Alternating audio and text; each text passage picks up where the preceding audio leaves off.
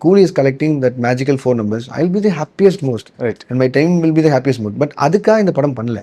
இது கான்ட்ராக்ட்லேயோ இல்லை இந்த கதை சொல்லும் போதோ இல்லை நான் இந்த படத்தை டெலிவர் பண்ணும்போதோ இந்த டாக்கே இல்லை.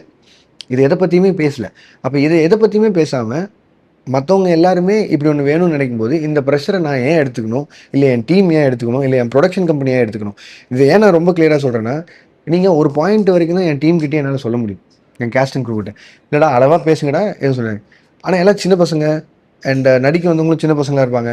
அவங்க ரஜினி சாரை பார்த்த எக்ஸைட்மெண்ட்டில் இருப்பாங்க, ஆமிர் கான் சாரை பார்த்த எக்ஸைட்மெண்ட் இருப்பாங்க, Nagarjun sir, Soubin sir, Upendra sir எல்லாரோட பார்த்த எக்ஸைட்மெண்ட்டில் இருப்பாங்க. நீங்கள் ஒவ்வொருத்தருக்கிட்டையும் 1000 பேர் வேலை செஞ்சுருக்காங்க, எல்லாரையும் இன்டர்வியூ எடுப்பாங்க. எல்லாருக்கிட்டையும் நம்ம டெய்லியும் ஃபோன் பண்ணி 1000 கோடின்னு சொல்லாத, உனக்கு நீ என்ன வேலை செஞ்சோ அதை மட்டும் பாருன்னு எப்படி சொல்ல முடியும். எல்லாரும் எக்ஸைட்மெண்ட்டில் ஏதாவது பேசிடுவாங்க.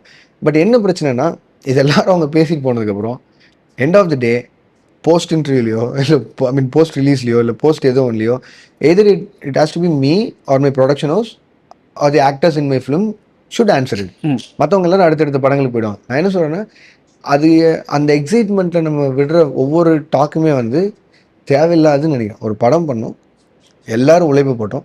நீங்கள் என்ன தான் சொன்னாலும் இவ்வளோ காசு வாங்குறீங்க, 7 மணிக்கு வரக்கு உங்களுக்கு என்னென்னா, பட் எல்லா நாளும் அதே டைமுக்கு வந்து நிற்கிறதுங்கிறதும் ஒரு டிசிப்ளின் தான். அதை ஃபாலோ பண்ணி எல்லோரும் ஒரு வேலையை பார்த்துட்டோம், அந்த வேலை முடிஞ்சிச்சு. இப்போ அது ரிலீஸ் ஆக போகுது. படம் பார்த்து மக்கள் நல்லா இருக்குது நல்லா இல்லைன்னு சொல்ல போகிறாங்க. As simple as that. அதில் நம்ம எல்லோரும் எதுக்கு வேலை செஞ்சோம், அவங்க கொடுக்குற காசுக்கு. அதுக்கு நியாயமாக இருந்துட்டு போயிட்டே இருக்கும். இதில் எவ்வளோ கலெக்ட் ஆகுதுங்கிற விஷயம் வந்து உங்களுக்கும் தேவையில்லை, நீங்களும் அதை ப்ரெஷரைஸ் பண்ணாதீங்கன்ற. இது 1000 கோடி அடிக்கலைன்னா எது 1000 கோடி அடிக்க போகுதுன்னு சொல்கிறதுமே தேவையில்லாதுன்ற.